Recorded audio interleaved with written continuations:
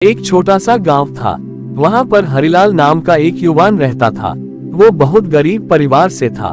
गरीबी की हालत ये थी कि उसके घर में 2 वक्त का खाना भी ठीक से नहीं बन पाता था। पिछले कई दिनों से हरिलाल गांव में काम की तलाश कर रहा था, लेकिन उसे कोई भी छोटा मोटा काम नहीं मिल पा रहा था।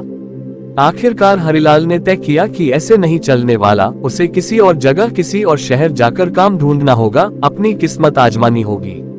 अगले ही दिन हरिलाल दूसरे शहर जाने के लिए निकल पड़ा और ट्रेन में बैठ गया। सफर काफी लंबा था, इसलिए हरिलाल की माँ ने उसे खाने के लिए टिफिन में रोटियां बना कर दी थी।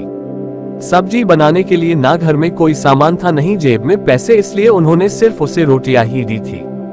ट्रेन आगे बढ़ती रही। दोपहर का समय हुआ, खाना खाने का वक्त आया। हरिलाल ने अपना टिफिन खोला और वह रोटियों को कुछ इस तरह से खाने लगा कि उसके आसपास के सभी लोग उसे देखने लगे।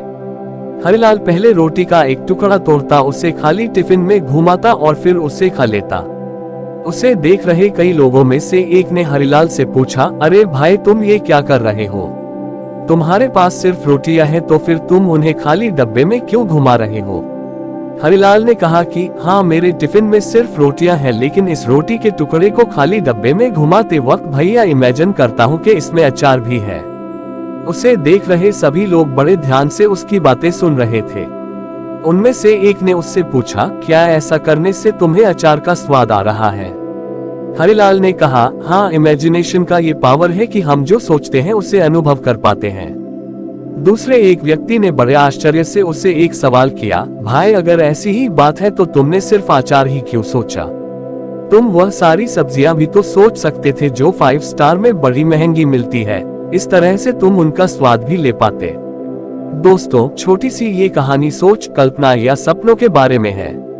कहानी हमें ये साफ साफ बता रही है कि सपने पूरे होते हैं, लेकिन बड़ा सपना सच करने के लिए बड़ा सपना देखना पड़ता है। बड़ी मंजिल तक पहुंचने के लिए पहले उस मंजिल के बारे में सोचना पड़ता है।